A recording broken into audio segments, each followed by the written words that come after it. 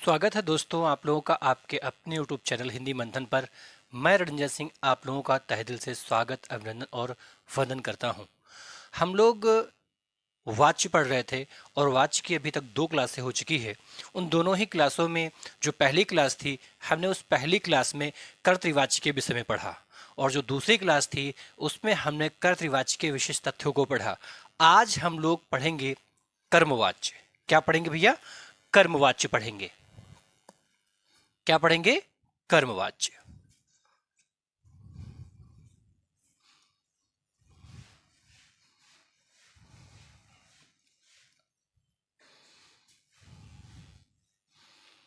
कर्मवाच्य। यदि हम बात करें कि भाई कर्मवाच्य किसे कहते हैं, ठीक है, तो जिस वाच्य में कर्म की प्रधानता हो उसे हम कर्मवाच्य कहते हैं। क्या भैया? जिस वाच्य में कर्म की प्रधानता होती है उसे हम क्या कहते हैं? तो उसे हम कहते हैं कर्मवाच्य। क्या कहते हैं? कर्मवाच्य कहते हैं। ठीक है, जैसे हेडिंग डालेंगे आप, कर्मवाच्य। क्या भैया? कर्मवाच्य। ठीक है, सबसे पहले हम लोग इसकी परिभाषा देखेंगे। परिभाषा,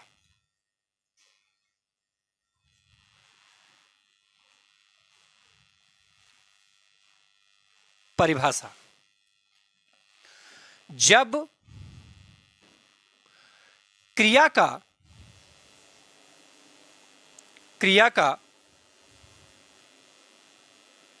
लिंग व वचन, लिंग व वचन, वचन कर्म के अनुसार हो, कर्म के अनुसार हो,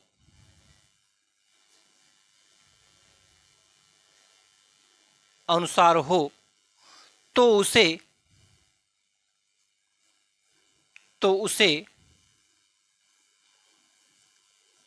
कर्मवाच्य कहते हैं। कर्मवाच्य कहते हैं। क्या कहते भैया? कर्मवाच्य। किसे कहते हैं? ध्यान दीजिए, जब इस क्रिया का क्या क्या इस क्रिया का लिंग व वचन, जब क्रिया का लिंग और वचन और इस कर्म का लिंग और वचन एक ही प्रकार के हों, एक समान हों, एक ही अनुसार हों, तो उसको ही हम क्या कहते हैं? कर्मवाच्य। अर्थात जो क्रिया का लिंग और वचन हो, अगर वही लिंग और वचन किसका हो जाए? कर्म का, तो उसे ही हम क्या कहेंगे? तो उसे ही हम कहेंगे कर्मवाच्य। क्या कहेंगे भैया? कर्मवाच्य कहेंगे। दूसरी महत्वपूर्ण चीज, बात देखते हैं इसके पहचान की। पहचान हम लोग इसकी कैसे कर सकते हैं? पहचान, जो कर्मवाच्य होता है उस कर्मवाच्य की सबसे पहली महत्वपूर्ण बात यह होती है कि कर्मवाच्य के अंतर्गत जो क्रिया आती है वह सदैव सकर्मक क्रिया आती है। क्या लिखेंगे आप? सदैव सकर्मक क्रिया का प्रयोग। कर्मवाच्य में सदैव सकर्मक क्रिया का प्रयोग, सदैव सकर्मक क्रिया का प्रयोग,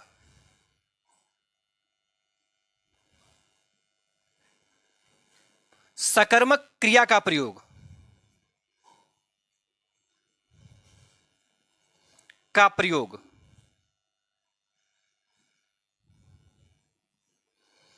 पहली महत्वपूर्ण बात। दूसरी महत्वपूर्ण बात क्या है भैया? दूसरी महत्वपूर्ण बात है कि क्रिया कर्म के अनुसार, क्रिया कर्म के अनुसार, कर्म के अनुसार,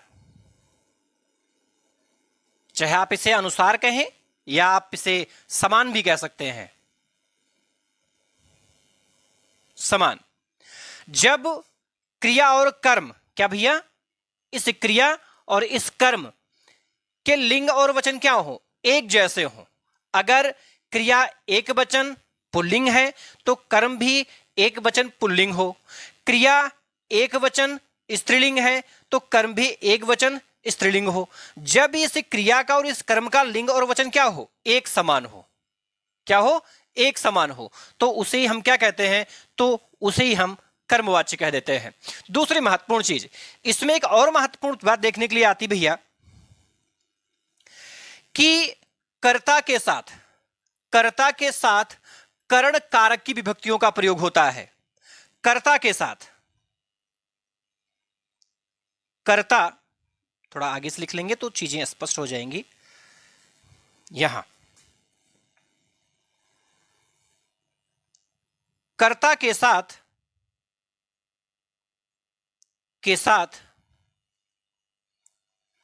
करण कारक,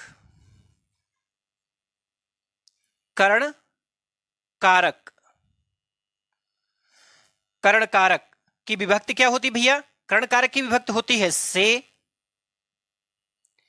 के द्वारा या फिर होती है द्वारा का प्रयोग,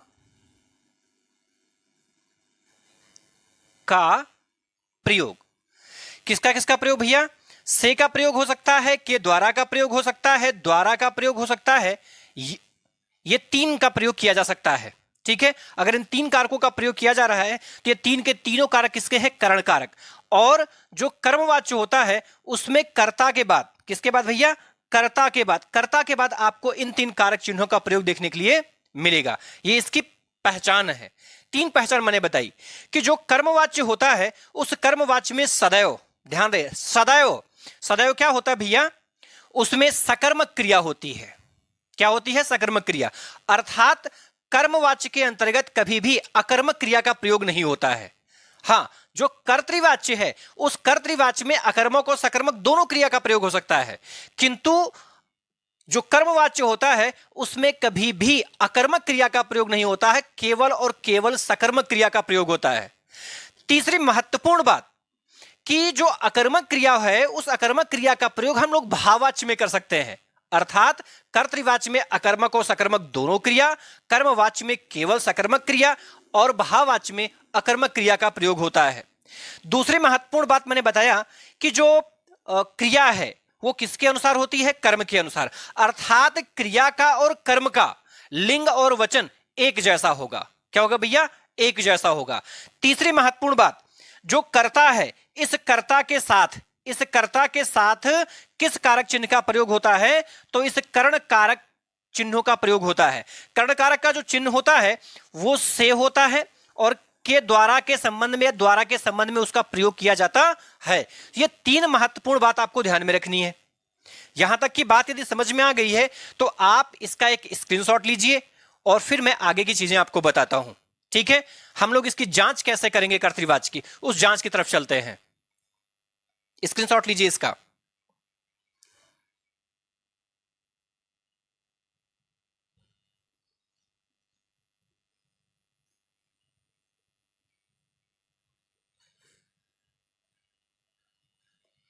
ले लिया स्क्रीनशॉट, चलिए आगे देखते हैं। ध्यान दीजिएगा आप, इसमें हम लोग जो कर्तृवाच्य के उदाहरण होंगे उनकी जांच कैसे करेंगे, अर्थात जांच का तरीका पता होना चाहिए। चलिए देखते हैं हम लोग इसकी जांच कैसे कर सकते हैं। ध्यान दीजिए, जांच का तरीका मैंने कर्तृवाच्य में आपको बता रखा था कि कर्तृवाच्य की यदि आपको जांच करनी हो तो जो कर्ता है उस कर्ता को बदलो। यदि कर्ता के बदलने पर क्रिया में बदलाव हो जाए तब दिमाग में रखना कि वो कर्तृवाच्य है। इट इज वही चीज इसमें भी हम लोग लागू करेंगे। अगर कर्म को बदला जाए, कर्म को बदलते ही क्रिया पर उसका प्रभाव हो जाए, यानी क्रिया भी बदल जाए, तो ध्यान रहे वो कर्मवाच्य ही होगा। ठीक है, क्या मैंने कहा, नोट में आप लिखेंगे, नोट में लिखेंगे जांच।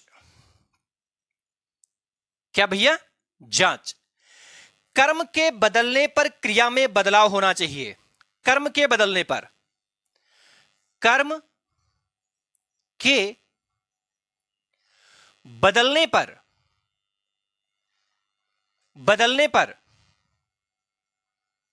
क्रिया में बदलाव, क्रिया में बदलाव।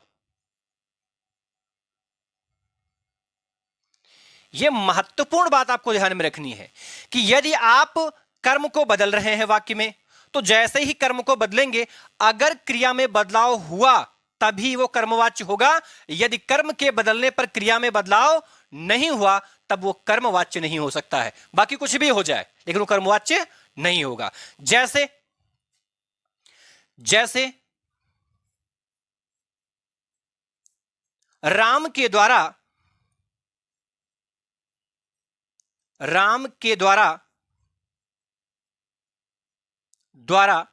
पुस्तक पढ़ी जाती है, पुस्तक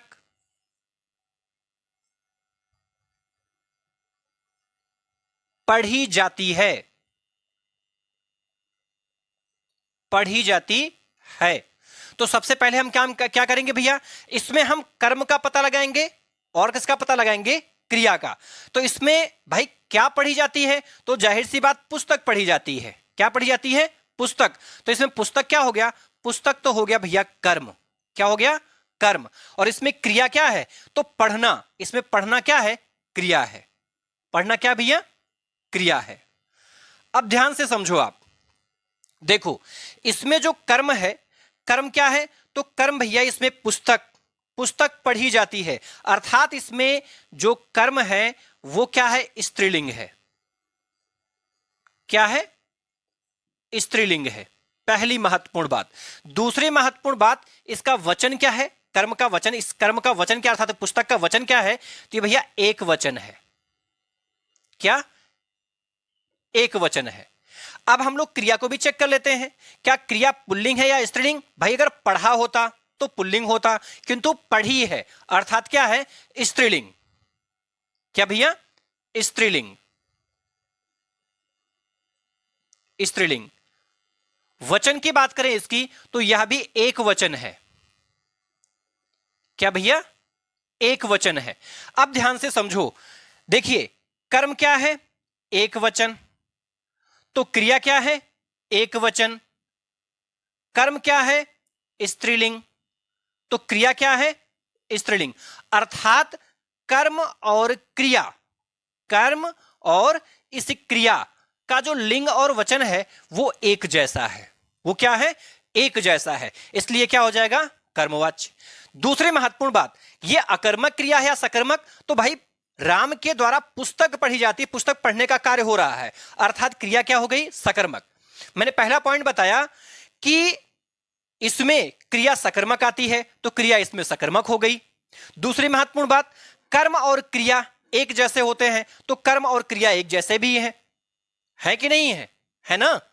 तो और देखो इसमें एक बात और, इसकी जांच हम लोग कैसे कर सकते हैं, जांच भी आप कर सकते हैं। मैंने कहा यदि आप कर्म बदल रहे हैं तो क्रिया में बदलाव होना चाहिए। तो जहां आपने पुस्तक लिखा वहीं हम लिख दें अखबार लिख दें। क्या लिख दें, अखबार, अखबार। अब वाक्य पढ़ के देखो, राम के द्वारा अखबार पढ़ी जाती है। क्या यह वाक्य सही है, नहीं, यह वाक्य गलत हो गया, क्योंकि इसमें अखबार शब्द जो है भैया ये क्या है, ये पुल्लिंग है, पुल्लिंग है। क्या भैया, पुल्लिंग है।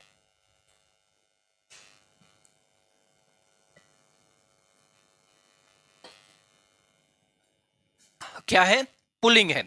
पुल्लिंग होने के साथ साथ ये देख रहे हैं आप इसमें कि इसमें इसका यदि मैं वचन पूछूं आपसे, वचन, तो ये क्या है, एक वचन है। क्या भैया, एक वचन है। दूसरी महत्वपूर्ण बात, अब इसके साथ ही पढ़ा जाता तो यहां क्या हो जाएगा, पुस्तक अखबार पढ़ा जाता है। चलिए इसको भी जोड़ना चाहते हैं, इसमें लिख सकते हैं राम के द्वारा, राम के द्वारा, राम के द्वारा अखबार पढ़ा जाता है। अब ये पढ़ा जो क्रिया है भैया, ये पढ़ा क्या स्त्रीलिंग है? नहीं, पुल्लिंग है। अर्थात इसकी जो क्रिया है ये पुल्लिंग है। पुल्लिंग होने के साथ साथ एक वचन है। क्या भैया? एक वचन है। अर्थात जैसे ही आपने क्या बदला? कर्म, क्योंकि अखबार क्या है? अखबार तो कर्म है भैया। अखबार क्या है? अखबार कर्म है। और पढ़ना इसमें क्या है? तो पढ़ना इसमें क्रिया है। पढ़ना क्या है? क्रिया है। तो जैसे ही आपने इस कर्म में बदलाव किया, तुरंत ये क्रिया भी क्या गई? बदल गई। अर्थात जब आप कर्म को बदलेंगे तो क्रिया में बदलाव होना चाहिए। ऐसा किस में होना चाहिए? ऐसा कर्मवाच्य में होना चाहिए। क्रिया के बदलने पर यदि कर्म में बदलाव हो जाए, कर्म के बदलने पर क्रिया बदल जाए, कर्म के बदलने पर यदि क्रिया बदलती है तो कर्मवाच्य में ऐसा होता है। तो आपने यहां पर पुस्तक रखा, पुस्तक पुल्लिंग था, एक वचन का था। यहां पर क्रिया भी, यहां पुस्तक जो है ये स्त्रीलिंग था, सॉरी भैया ये स्त्रीलिंग का था। तो यहां पर आपने पढ़ी क्रिया देखी, ये भी स्त्रीलिंग की है और एक वचन की है। आपने पुस्तक के स्थान पर क्या रख दिया? अखबार रख दिया। क्या रख दिया? अखबार। अखबार क्या है? ये पुल्लिंग है और एक वचन है। पुल्लिंग है और एक वचन है। तो क्रिया भी क्या हो गई? ये भी पुल्लिंग की हो गई और एक वचन की हो गई। अर्थात कर्म के बदलने पर क्रिया में बदलाव हो गया। अर्थात ये क्या है? तो ये आपका कर्मवाची का उदाहरण है। जांच समझ में ही? आप जांच ऐसे कैसे करेंगे? चलिए एक और उदाहरण के माध्यम से इसे समझते हैं। ये आप इसका स्क्रीनशॉट ले लीजिए, ले लिया स्क्रीनशॉट। चलिए एक और उदाहरण देखते हैं।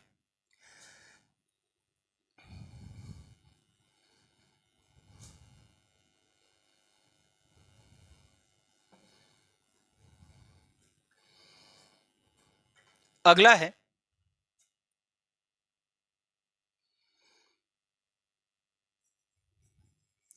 सीता के द्वारा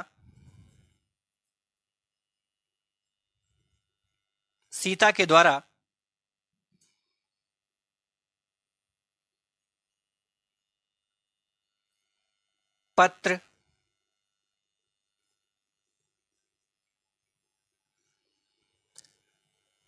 लिखा गया। सीता के द्वारा पत्र लिखा गया। ठीक है, सीता के द्वारा पत्र लिखा गया। ठीक है, इसमें आप देख रहे हैं पत्र क्या है? तो पत्र भैया कर्म है। पत्र क्या है? कर्म है। और लिखना क्या है? तो लिखना क्रिया है। लिखना क्या है? क्रिया है। इसमें पत्र लिखा गया, जाहिर सी बात है ये क्या है? तो ये पुल्लिंग है। क्या है? पुल्लिंग है। पुल्लिंग होने के साथ साथ ये एक वचन है। क्या है? एक वचन है। और लिखना क्रिया क्या है? तो लिखना क्रिया भाई पुल्लिंग है और पुल्लिंग होने के साथ साथ एक वचन है। क्या भैया? एक वचन है। अब आप पत्र जो कर्म है, कर्म बदलो, पत्र के स्थान पर आप पुस्तक लिख दो।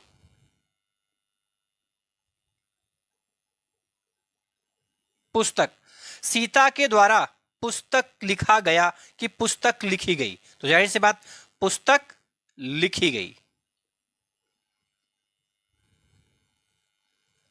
लिखी गई।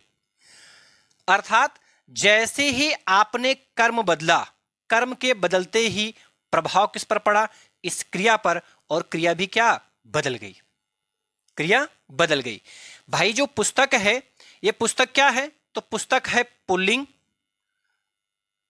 पुस्तक स्त्रीलिंग है, सॉरी, पुस्तक क्या है? स्त्रीलिंग है। स्त्रीलिंग, पुस्तक क्या है? स्त्रीलिंग और एक वचन। एक वचन। और ये लिखी क्या है? लिखी क्रिया क्या है? ये भी स्त्रीलिंग और एक वचन में है। अर्थात जैसे ही आपने इस कर्म में बदलाव किया, तुरंत क्रिया में बदलाव हो गया। दूसरी महत्वपूर्ण बात आपको पता है कि इसमें पत्र लिखा गया, अर्थात पत्र क्या है? कर्म। अर्थात आपको ध्यान में रखना है इसके पहचान के लिए कि कर्मवाच्य के अंतर्गत आने वाली जो क्रियाएं होती हैं वो सदैव क्या होती हैं? सदैव सकर्मक होती हैं। सदैव क्या होती हैं? सकर्मक होती हैं। पहली महत्वपूर्ण चीज। दूसरी महत्वपूर्ण चीज जो कर्ता होता है, ये सीता क्या है? इसमें सीता ही तो कर्ता है। इस कर्ता के साथ में के द्वारा के द्वारा चिन्ह किसका है? तो ये कर्ण का है। किसका भैया? कर्ण का है। कर्ण कारक, ये कर्ण कारक का चिन्ह इसमें प्रयोग किया जाता है। कर्ण कारक का चिन्ह इसमें प्रयोग किया गया रहता है। दूसरी महत्वपूर्ण चीज, कर्म के बदलने पर इस क्रिया में बदलाव हो जाता है। अगर इतनी चीजें किसी वाक्य के अंतर्गत हो रही हैं तो हम ये मानते हैं कि वो उदाहरण किसका है? कर्मवाच्य का उदाहरण है। बात समझ में आई? तो आज तक की क्लास यहीं तक। इसके आगे की चीजों की चर्चा हम लोग अगली क्लास में करेंगे, किंतु ध्यान रहे आप इस चैनल को लाइक करेंगे, सब्सक्राइब करेंगे, कमेंट करेंगे और साथ ही साथ इसे ज्यादा से ज्यादा मात्रा में आप शेयर भी करेंगे। धन्यवाद।